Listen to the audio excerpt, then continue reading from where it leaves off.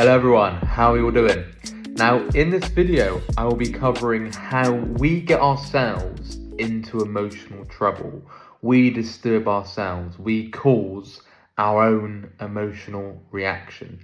Now the reason this is very important to cover is because it puts the key to our mental health back in our hands, not in the hands of an external event, not in the hands of somebody else, not in the hands of all the surroundings around us. It puts it in our hands. So we're accountable, we're responsible for our emotional health and our mental health and how we view things. Okay?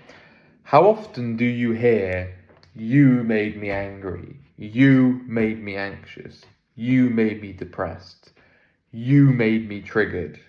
Okay, you triggered me, it's all your fault, you're the one to blame. I understand why, but rationally, that makes no sense, because what fuels the emotional reaction internally is how we view that, how we perceive that, our perception, our judgment, our view, our opinion. Okay, that's what shapes and fuels the emotional response. And when you really start realizing that, that is when things really start to change. Otherwise, you're just swaying from left to right, blaming everything else for your woes and for your emotional trouble.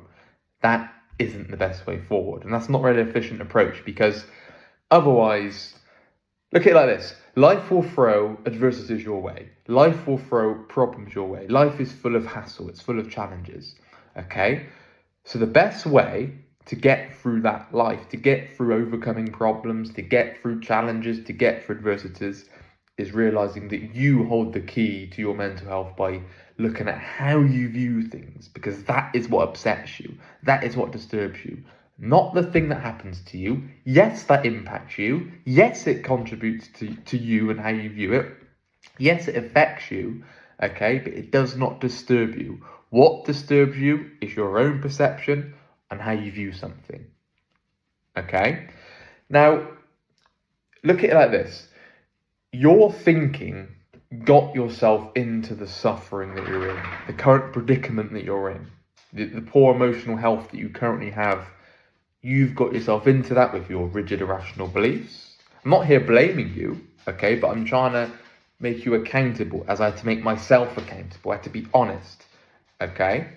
So yes, you have a mental health disorder with OCD. However, we disturb ourselves still, because OCD takes orders from those beliefs.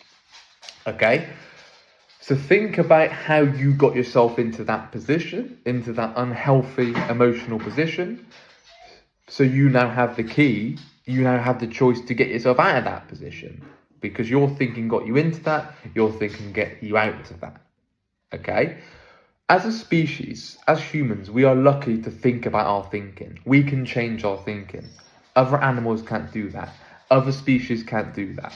Okay, whereas we can. Okay, we have the intelligence, we're smart enough to think about what is disturbing us, how we're viewing things, and ultimately how we change that to lead to better emotional results, to lead to healthier results, so we can get through life and overcome problems and all kinds of challenges and adversities.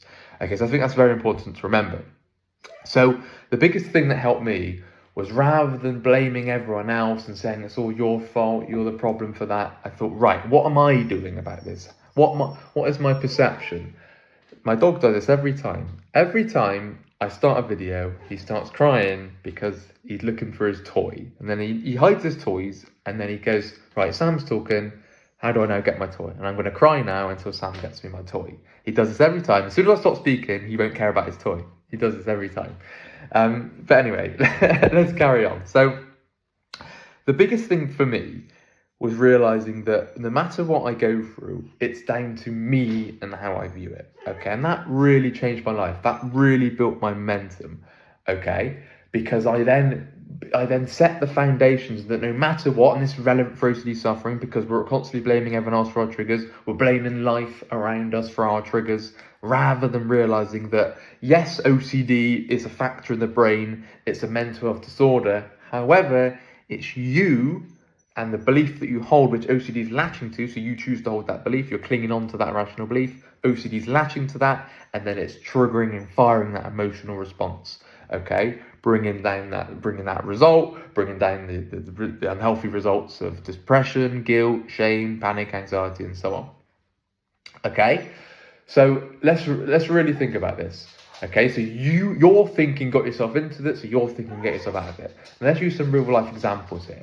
Let's say you was diagnosed with a serious health condition. Okay, now you have two ways of reacting. Okay, you can either say or blame this thing for happening and say, this is the most terrible thing to happen, this is the worst thing ever, my life's no good, completely over now, completely ruined, I've got nothing to be grateful for, nothing to be happy about, totally terrible. Okay, so, or you can say, this is a real sad thing and unfortunate thing to happen, but now I can look to try and overcome this thing, even if I can't, I'm going to try, and all the possible steps to, let's say it's terminal, let's say it's very sad and it's a terminal illness. It's then down to you to try and enjoy the remaining time you have left on this planet. Okay? So you've got two options, but it's still down to you and your thinking, because you can't change the external event of being diagnosed with that illness. Okay? But you can change how you view that. You can change it. You can choose your next steps. You can change how you view it emotionally.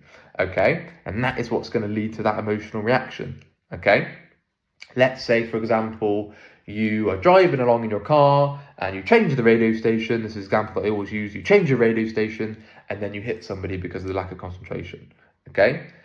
Now you can either be very depressed, very guilty, beating yourself up, constant shame, anxiety, low mood, say depression, just in that constant self-punishing cycle. Now you're going to get into that cycle by saying things like, I must not have lost concentration. How can I have done something so careless, so reckless? I am evil. I am undeserving for doing that. I can't stand the fact that I lost concentration. How could I have been so horrible, so stupid, the worst person ever? I deserve to be punished. Or you can strongly condemn your behavior. You can strongly regret your behavior, acknowledge that it's a bad, it's a wrong, it's an immoral, it's an illegal act.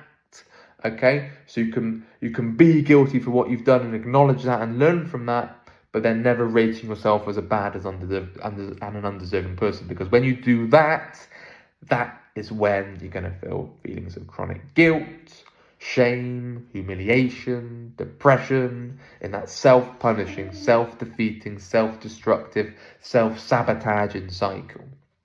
Okay, so what I'm trying to explain to you here is how we view things as absolutely crucial.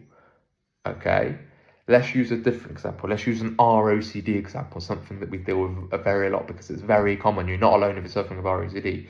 ROCD can manifest in many different ways. I see all kinds of variations of the spectrum of ROCD. It could be someone who's single, who's scared to get into a relationship. It could be somebody who's been married for 30 years. It could be somebody who's just started a relationship, it's just started getting serious maybe. Maybe they've been together for 2 to 3 years. Maybe they've looked to buy a house. Maybe they're looking to get married. Maybe they're looking to start a family. ROCD can latch at any time. Okay? It can suddenly latch out of nowhere. I know people that have come in and it's all been fine, got into a relationship and all of a sudden felt like, shit, the feelings have gone. Oh shit, this has changed. So it can do that. Or it can maybe start before you get into one, or it can happen later on in the journey, later on in the relationship. Remember, there's no rules to OCD. It can lash at any time. Anyway, let's think what I'm saying here. So rather than saying, my partner has this physical feature, has this undesirable trait which I do not like, okay, rather than saying, well, that triggers me, that disturbs me, that makes me anxious, that depresses me, that panics me, you're wrong. That does not panic you. It impacts you. It's something that you don't like. You don't like that trait about them. However, what disturbs you is your perception of them having that trait. So you saying they must not have that trait. They should be like how I want them to be. It's terrible that they have that trait. It's awful. I can't stand them having that trait. I just can't cope being in this relationship, and I don't know for sure whether I like them or not. I don't know for sure whether I'm attracted to them or not. Okay? Now, because this relationship isn't quite right, my whole life is ruined now. My whole life is pointless. My whole life is no good. I need to get out of this relationship in order for me to be happy.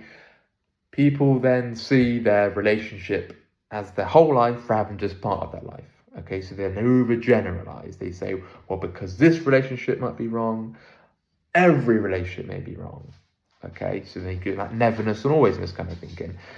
Now remember, you might be thinking, yeah, but Sam, that's not really how my ROCD latches. But remember, ROCD can latch in many different ways, okay? But similar kind of principles, similar fears at play. Okay?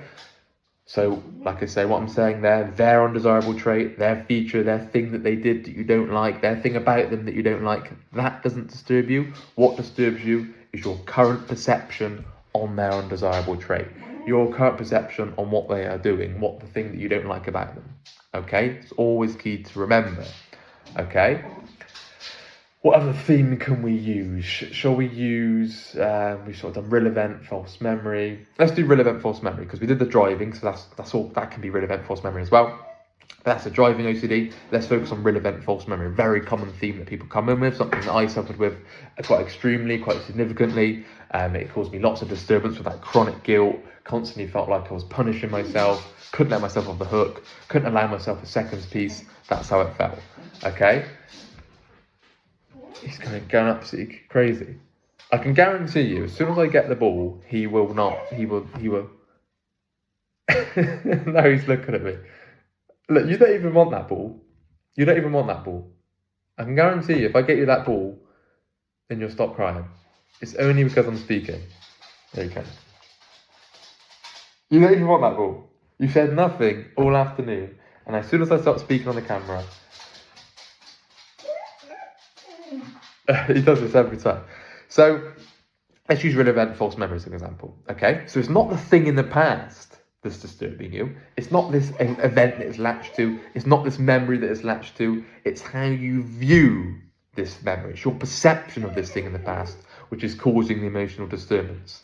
Okay, so remember, what people say, if only this thing didn't happen, then I wouldn't be disturbed. If only this thing didn't happen, then I'd be happy. Then I wouldn't be anxious. Then I wouldn't be guilty. You're wrong. Okay, because anything can happen. OCD can just latch to something else. So anything can happen in the past.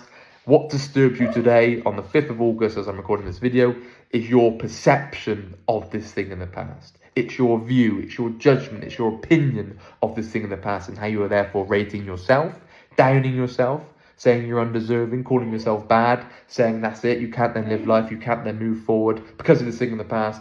I have to get it all off my chest. I have to be punished. I have to live in a self-punishing guilt cycle in order for me to be happy. And I need to just get this thing away from me in order for me to live my life. It's your perception. It's your view. Okay? Now, you can look back at this thing in the past and maybe regret it. Maybe it's a bad act. Maybe it's an immoral act. You can regret that. You can have healthy remorse. You can look back with sorrow and sadness and go, look, I acknowledge that behavior was wrong. How can I learn from that behavior? How can I see that what I did, my action was wrong, and how can I move forward whilst trying not to commit the same action again? Okay? But then saying, I shouldn't have done this, I am the worst person ever for doing this, I must not have acted wrong, it's terrible that I've acted wrong, I just can't bear the fact that I've acted in an immoral way, I am no good, I deserve no good, I don't deserve any joy or happiness, I am undeserving of anything good, I can't have any compliment, I deserve to be punished for the rest of my life, I am the worst person on this planet, and life is totally meaningless and not worthwhile. Now, if you have those kind of beliefs, how are you going to feel? Very depressed, very anxious, very guilty, very shameful, just all the unhealthy, negative, self-defeating emotions, okay? Not helpful at all. So look at how you're viewing things. And this is what I love about the ROBT principles, because it puts the ball in your court, right? Rather than all the things around you, rather than all the things that have happened, rather than everyone's judgment of you, it's down to you watching this video, me, it's down to me, you, and then whoever you are, internally, it's down to you and how you view something. That is the key. Because once you start changing that, because that is the thing you can change. You cannot change things out of your control, okay? That leads me on to my next point. So let's say someone doesn't like you, or someone's misaccused you, or someone's been nasty to you, someone's treated you unfairly, someone's treated you inconsiderately.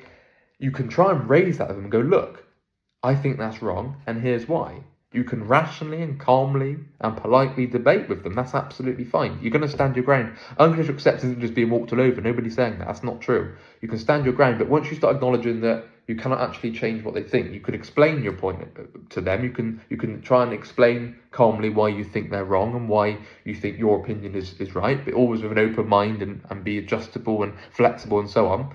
But if you're saying, oh, you're wrong and I'm right, then that isn't really going to work, because ultimately you're trying to change something out of your control. You cannot change their opinion of you. You might regret their opinion, you might find their opinion frustrating, annoying, especially if you don't believe that it's right, you don't believe that it's true, don't believe it's accurate.